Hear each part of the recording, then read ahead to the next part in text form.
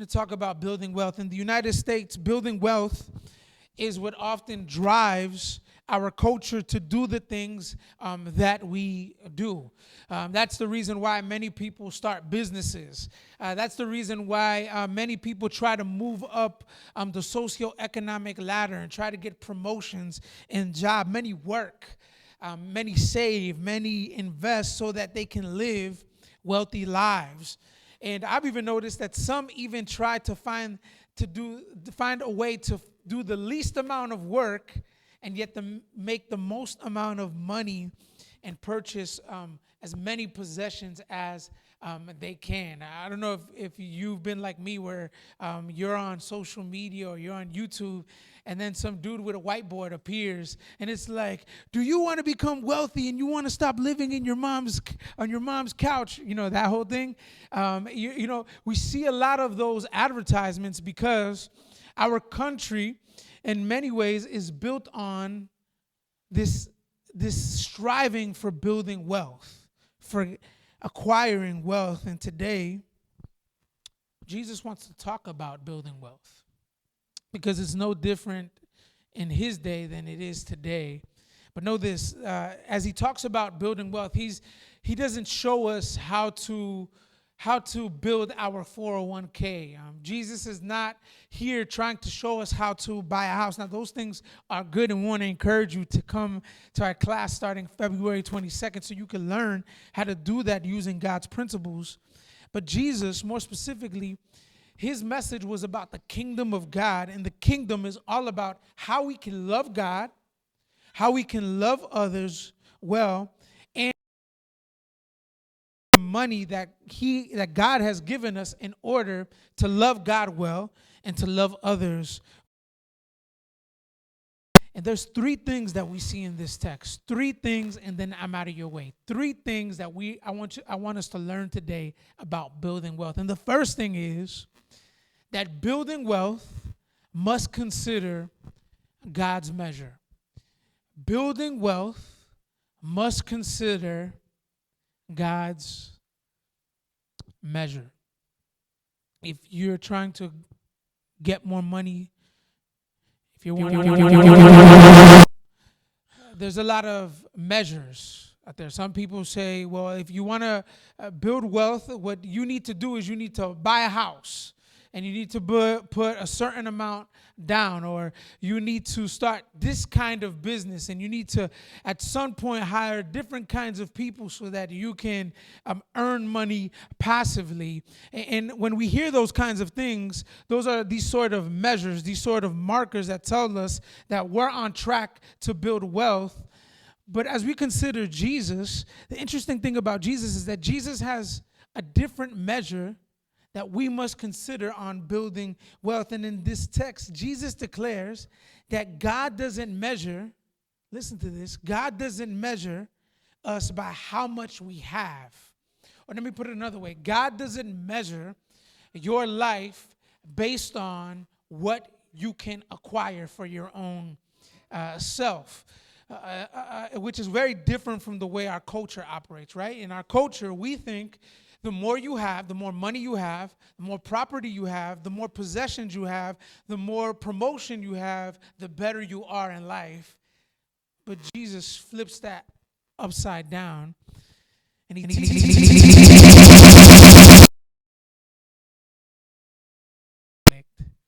about money that divides us more than anything else, ain't it? Here, Jesus, he's teaching. He's on his way to Jerusalem to be crucified in Luke chapter 12. And as he's teaching, think about this. Jesus, he would walk and teach in synagogues. He would teach by the sea. And the text tells us that crowds would gather around him. And in this particular instance, this one person says, hey, me and my brother, we have beef. We're divided. We want our inheritance. And using my sanctified imagination, he's thinking, well, I deserve this and he deserves that, or she deserves that. It's not fair what's happening right now and how this thing is being divided. And he asked Jesus, Jesus, I'm paraphrasing, what do you have to say about this? In other words, what the man is asking Jesus is, how can I get what is mine? Or how can I build wealth, Jesus, through this inheritance? Can you tell us what to do and even decide who gets what? Now, it's interesting that Jesus, his response, as we read, is not like, hey, all right, this is what's here. You get this, you get that, get out of here. Actually, Jesus, he says, hey, who made me a judge or who made me an arbitrator over you? And what Jesus is trying to say is, hey, I'm not like a judge in a court. I am the judge of all the world. I mean, he makes that clear throughout his life. But he's like, hey, I'm not, my program or my agenda right now in this moment is not to be a sort of legal judge in this moment. Then he uses this moment to teach about what's behind our pursuits for wealth. And Jesus essentially tells them that God has a different economy and he measures life in this way. Look at verse 15 with me one more time. He says to the crowd and to this brother, he says, watch out and be on guard against all greed, because one's life, this is the measure, God's measure that we must consider, because one's life is not in the abundance of his possessions. One's life is not in the abundance of his possessions. One's life is not in the abundance of your Jordans. Life is not measured by how many properties you have. Life is not measured by how many millions you have. Life is not measured by how much you have, is what he's trying to say. And the implication is to measure your life by how much you have in your possessions or your wealth. If you measure your life that way, the implication is you have a greedy mentality. And I was thinking about this. I thought about this rapper, this artist named J. Cole. You ever heard of him? Don't act like you never heard of him. He worked hard for many years to reach his goals, to become one of the top artists in the world, and he achieved that. And at the pinnacle of his career, he writes this song called Love Yours, Love Yours. And this is what he says. After gaining millions and having properties and achieving his dream, this is what he says in this song. He says, for what's money without happiness? Or hard times without the people you love? Though I'm not sure about what's about to happen next, I ask for strength from the Lord, the man above. I think being broke was better. I think being broke was better. This is coming from a rich man who has, well, think about this. He's saying, man, what I had when I was broke surpasses in some ways what I have now. What he's saying is, man, even though I was broke at one point in my life, man, I had this sense of happiness, this sense of community that I don't have now that I have everything. And when I heard this and read this, I was like, man, this really echoes what Jesus is getting at. Jesus says that life is not measured by the abundance of things. Beware of greed. J. Cole was not the first person to come to that realization. Jesus was the one who taught us this. And as we seek to spend and save and invest to acquire the kind of life that we want, we must consider that what we do does not determine whether we are living according to God's design. Or what we have doesn't determine whether or not you are in right standing with God. God's blessing is not measured by having more in this life. And anybody who teaches anything otherwise is a false teacher. If you hear a preacher, a teacher that says that you are blessed because you have more, that is wrong according to God's word. Because that's not what life is defined by. Life is defined by whether or not you have a relationship with God and whether or not he's at the center of your life. So that's the first thing that we see. The first thing that we see is that building wealth considers God's measure. The second thing that we see in this text is that building wealth must consider God's provision. Can you look to your neighbor and say, God's provision? Building wealth must consider God's provision. Now, it's interesting because after Jesus makes his theological point, he says, hey, life is not about how much you have. Jesus then tells them a parable.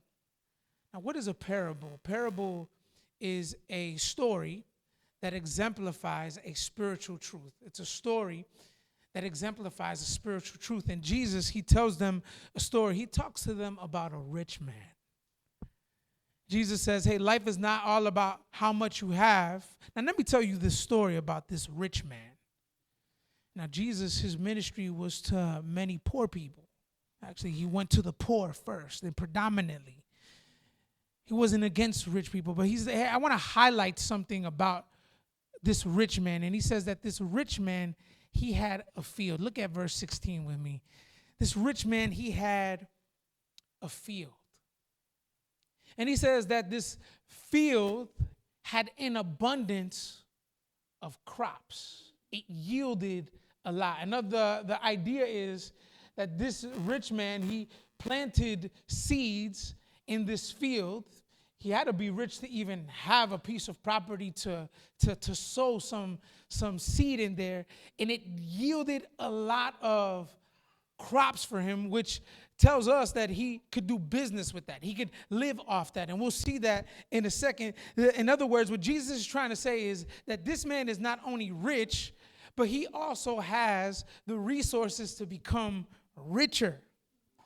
What's interesting to me is that crops, though, in this text cannot grow unless nature does what it does. Crops cannot grow unless nature does what it does. In other words, that this man couldn't have grown anything apart from nature doing what it does, and nature can't do what it does unless God does what he does. Because it's God who puts the sun in the sky. It's God who makes it rain. It's God who causes growth. And if you don't believe me, then just even look to a modern day example. 2 weeks ago, or 3 weeks ago now, we had a cold front. I was reading in the Palm Beach Post that in Belle Glade, there was a farmer who was about 30 days away from a harvest. 30 days away, a month away. And if you know anything about farming, man, farming is a slow grind. So this farmer was anticipating, man, in 30 days, I'm essentially going to get paid off what I planted. But then the cold front came. And in the Palm Beach Post, just this week, it shows that in Belle Glade, there was a farmer who had all his crops damaged. In other words, his money was gone.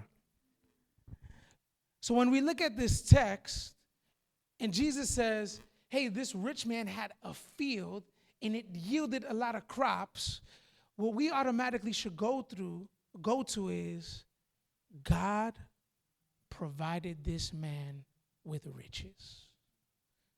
God provided this man with everything that he has. And this means, before we go any further, that your natural mind, your natural skills, your opportunities, that inheritance of a house that you may have or may not have, the time that you possess, the money in your bank account, the place where you work, the ability to make a lemon or lemonade out of lemons, all of that was provided to you by God. Whether it's a little bit or whether it's a lot, God provided those things to you. So the first thing that we saw is that building wealth must consider that God measures things a whole different way. He measures life a whole different way. And number two, we see in this text that building wealth must consider that everything that we have, God gave it to you. you didn't give that to yourself. You may say, well, Pastor, well, I'm the one who went to school, and I'm the one who, I worked hard in my job. I picked myself up from my own bootstraps. Well, if you got sick and you were in the hospital and the tragedy happened, you probably couldn't go to school. They could have closed that application on you, and you couldn't have gone to school. If you didn't have that friend that worked at that job to hook you up, you probably wouldn't have had that job. You get what I'm saying? We have to consider that God provides us with everything that we have. And this should sober us on our journey as we build wealth.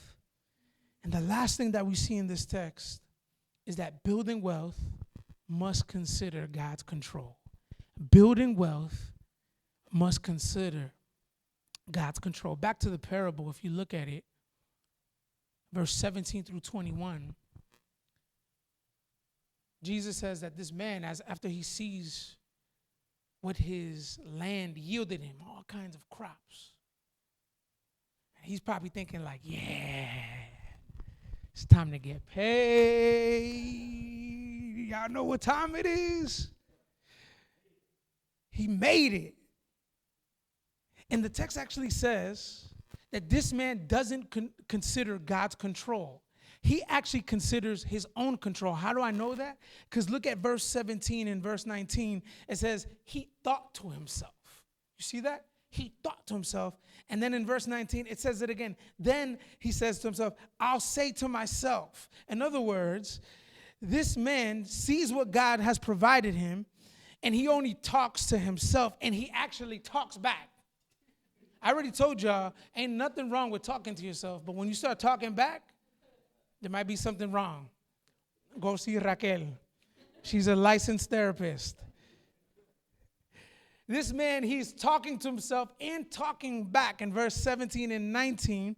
And as he sees what God has provided to him, and he's talking back to himself, he says, you know what, man, I'm not going to share this. What I'm going to do is I'm going to build more structure so that I could store more of my crops. And then in the story, what does he say? Does he say, and what I'm gonna do is I'm gonna leave an inheritance for my children, or I'm gonna go give to the poor and needy? Is that what he says? He doesn't say that. He says to himself, eat, drink, enjoy, rest. In other words, this is all for you. It's interesting because back in the day, and this time when Jesus is writing, Jesus is predominantly speaking to a lot of a poor population.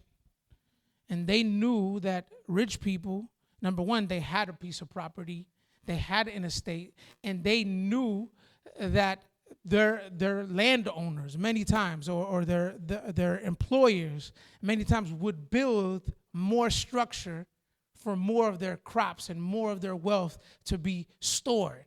So in a gentle, subversive way, Jesus is going against that mentality.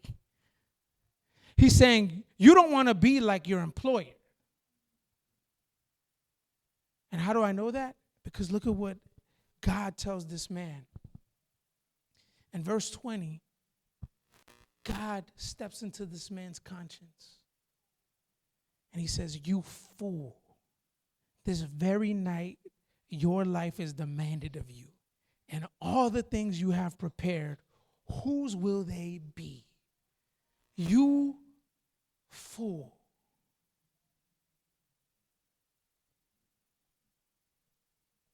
In this world, we consider the rich and wealthy the wisest people in the world. That gives me chills. Jesus flips it and he says, you fool. Today your life is demanded of you. In other words, you're dying today. And what you have, you can't take with you. Jesus is defining for us what a fool is. A fool is someone who lives to build wealth for their own self and that works to gain something they cannot take when they die. When you make your life all about what's temporary and what you can gain in this life, if that's what you center your life about, Jesus is gently through this story saying, family, that is foolish. Your wisdom is not measured by if you live on Palm Beach Island. That's not the mark of wisdom. This man didn't know that God controlled, or he didn't recognize that God controlled all of life, including his own life. That God had the power to give life and to take life away. So if we're going to build wealth, and I hope that you do build wealth, there's nothing wrong with building wealth. You got to work. You got to make money. You got to save. You got to invest. Get a house. There's nothing wrong with those things. But as we do those things, we must consider those three things. Number one, that God doesn't measure us by how much we have. Number two, that God has provided us with everything that we have. And number three, this teaches us that God is in control. And do you see what Jesus is teaching us about wealth? This is the application of what Jesus is teaching us about wealth. Number one, building wealth, in light of this story, is not about becoming an owner. I'm going to say that again. Building wealth is not about becoming an owner. Building wealth, if that's what you do, is about knowing who the owner is and living accordingly. Living in light of the reality that God is the owner of all of life. And when we recognize and truly believe that God is the owner, we consider his measure, his provision, and his control over our lives. In other words, as you build wealth, if you recognize that God is your owner, then you set up your finances in a way to reflect that God is your owner. So these are questions that we have to consider. Are you building wealth to demonstrate that money is not the measure of your life? Are you building wealth with what God has provided you? Or are you getting into an exorbitant amount of debt in order to get into a lifestyle that you really cannot maintain? Are you building wealth with what God has provided you? Are you building wealth with a heart that trusts that God is in control? Or are you building wealth for your own personal control? The second thing that we see is that wealth is not just about recognizing that God is the owner of life. We also learned that wealth is not about becoming more wealthy, but becoming more generous with others. I'm going to say that again. Building wealth is about becoming more generous, not becoming more wealthy. So in other words, the more your income grows, if you're living under God's design, the more generous you should become. Let me put it another way. If you're becoming more wealthy, if you're making more money, and you're becoming more greedy, that means you're not living according to God's design. But if you're becoming more wealthy and you're becoming more generous with the needs around you and with God's purposes and design, then you're living according to God's design. And more than anything, as we think about the ownership of God over our lives, and as we think about how we follow after God's pattern of generosity, the reason why we do this is because God has been so generous with us. Jesus is teaching them, don't be greedy, be generous, because God is the owner of life. That's the point of the story. But take it even further. We do this and live in light of that principle because God has been generous to us through Jesus Christ. Maybe you've heard this scripture. John 3:16 says, "For God so loved the world that he gave his only son, that whoever believes in him will not perish, but have everlasting life." I want to highlight that part, that God gave. Does it say that God gave when we gave something to him? It says, God loved the world that he gave his only son. And he continues to provide even other things to sustain our lives. And this is the thing, that we did nothing to earn the love of God. God just gave us his love through his son, Jesus Christ, who lived the perfect life that we could not live, who died the death that we deserved for being greedy, and resurrected to take us from greed to generosity. See, when we come to Jesus, we live in light of the principles found in this text. In other words, if God, as the owner, gave to us, then we serve him by giving to others.